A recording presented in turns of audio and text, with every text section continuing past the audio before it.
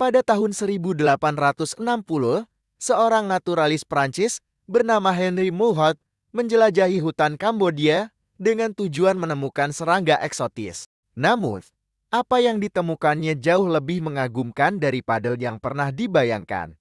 Tersembunyi di dalam hutan, Mulhout menemukan Angkor Wat, sebuah kompleks kuil batu yang telah berdiri megah selama 900 tahun. Pertanyaan mendasar muncul, siapa yang membangun struktur ini dan mengapa ditinggalkan begitu saja?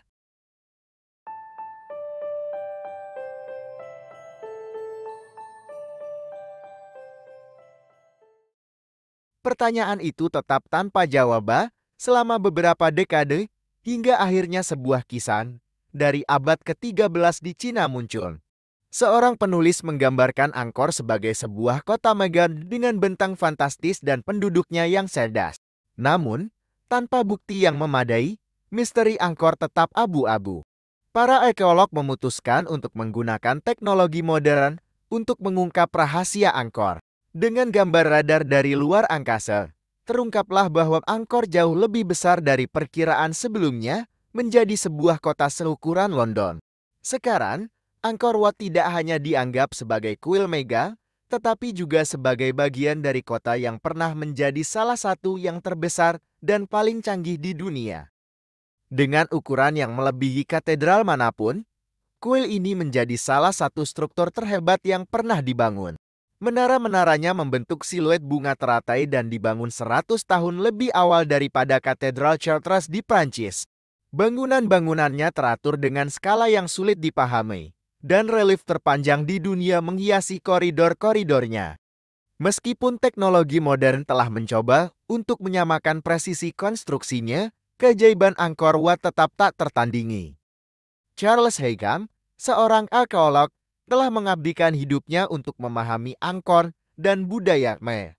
Angkor Wat, yang dikenal sebagai kuil suci, secara simbolis memegang tempat khusus dalam sejarahnya. Dengan parit persegi yang melambangkan samudra di sekitar Gunung Meru, rumah dewa Hindu, dan struktur monumental yang melebihi katedral-katedral Eropa, Angkor Wat telah menjadi misteri sepanjang waktu. Pertanyaan mengenai pemilik dan pembangun Angkor Wat terus bergulir. Saat Mulhout menemukan situs tersebut pada tahun 1860, hanya ada beberapa biksu Buddha dan penduduk desa lokal di sekitarnya. Legenda yang berkembang mengatakan bahwa kuil ini mungkin dibangun sendiri atau selalu ada. Namun, tanpa bukti konkret, Mulhout masih berspekulasi tentang pemilik peradaban ini. Jurnal Mulhout menciptakan sensasi di Eropa dan memicu gelombang peneliti dan penjelajah untuk mengungkap misteri Angkor. Ketika para penjelajah awal membersihkan hutan, lebih banyak kuil terungkap.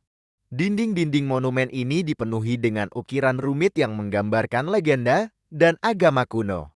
Bahkan, tulisan di sini ditulis dalam bahasa Kambodia kuno dan bahasa Sanskerta, bahasa para pendeta Hindu. George Houdis, seorang sarjana Prancis, membuat terobosan dengan menerjemahkan seluruh korpus prasasti Angkoriak dalam 7 volume tebal. Dengan demikian, sejarah internal Angkor terkuak, memberikan kunci bagi para peneliti untuk memahami lebih dalam tentang budaya yang hilang ini. Angkor Wat, dengan segala keindahan dan keajaibannya, akhirnya diakui sebagai salah satu keajaiban dunia. Dengan segala keagungan dan keindahannya, Angkor Wat tetap menjadi simbol budaya dan sejarah terbesar di dunia.